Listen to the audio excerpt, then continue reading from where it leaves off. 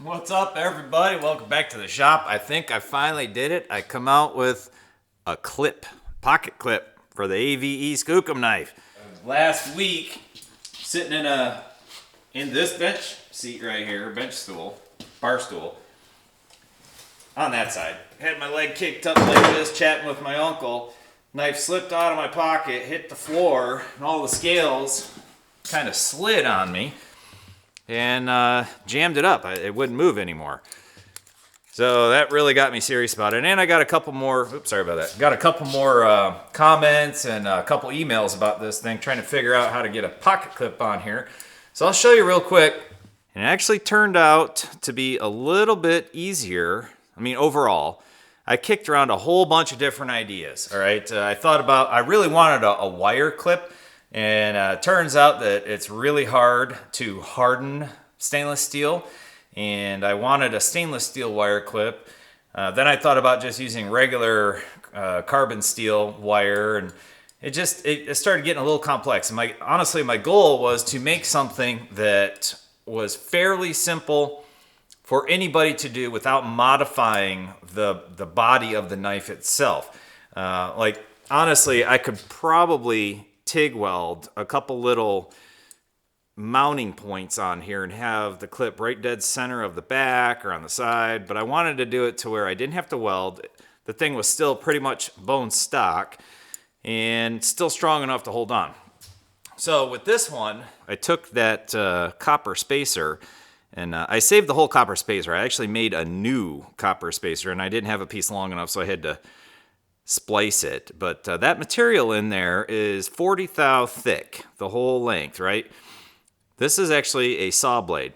So what I'm going to end up doing is just throwing in maybe like 3-4 minutes worth of the process on how I made this clip. And fortunately, by doing this, you don't really have to break or adjust anything. Come on, focus. There we go. You don't really have to change anything. You know, you just take out your copper spacer and you can cut it. And personally, I would recommend just using a blade to cut the copper to keep as much of it there as possible. That way, for whatever reason you decide to get rid of your clip at some point, just toss that other chunk of copper back in there and you're good. You might have a couple thou thick gap in there, but it's not going to be too crazy. Fortunately, mine is still in one full piece, but anyway, I guess first I'll show you the functionality of it and how strong it is. If you just want to put it on, it's like if you want to put it in a pocket or a sweater pocket, see? And check this out. I mean, it holds on pretty good. So for me, I carry it in this side pocket, and that was always the problem, is that sitting in a car seat or sitting anywhere, it would tend to just fall right out of that pocket, right? So I'll go ahead and kick my leg up here, and you see it does not want to come out. Ugh, falling all over the place.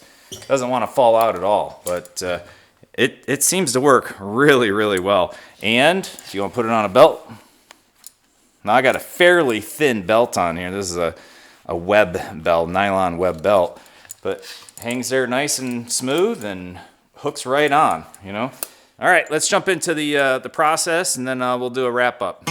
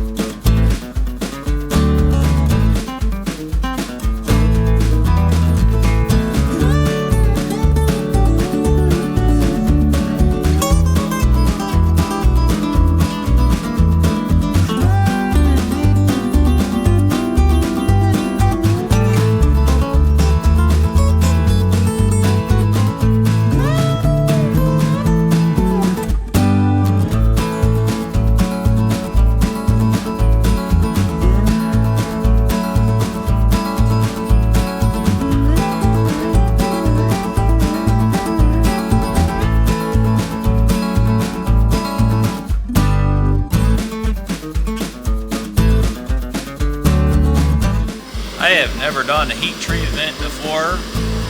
any sort. I got some peanut oil.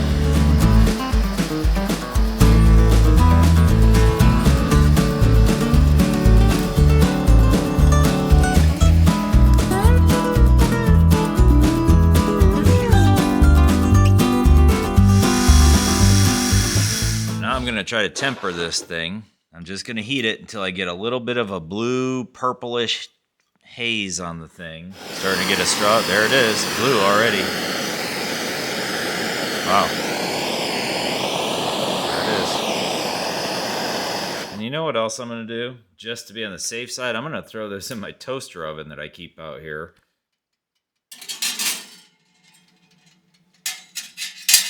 I'm gonna assume that most of this thing is gonna have that bluish color to it when it comes out of here. See you in a few minutes. It's been almost 5 minutes, and our little dude is turning straw colored. It's only been a couple more minutes. The whole thing's turning blue. That's awesome. All right, it's been 20 minutes.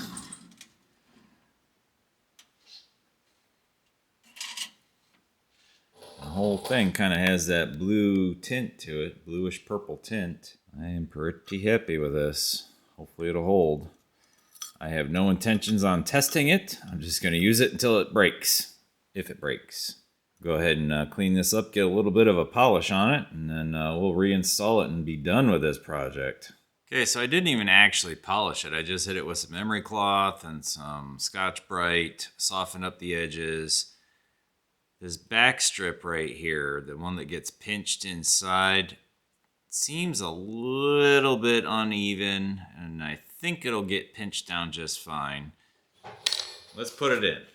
And I only popped those 2 screws loose to do this. The easiest way I found so far is to just slide it in on the corner like that. Pop it over. In the right spot. Pop it over like that. Push it down into position.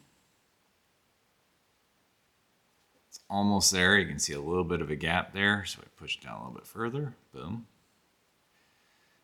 And just because of the way I made this, the bottom one is a little finicky, so I put the bottom screw in first, put a little pressure on it, and wiggle it around until I feel it clip or fall through.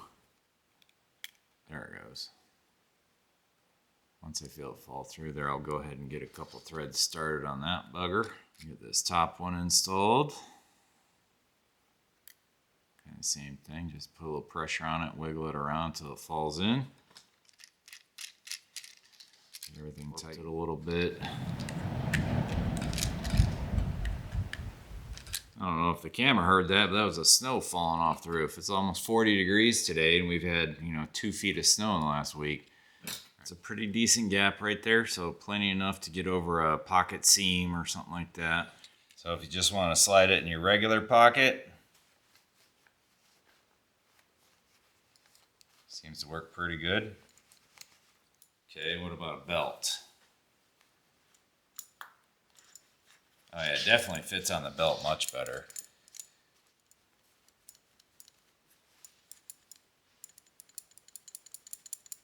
I'd say it works. I mean, that's just my hoodie pocket. That's straight up and down.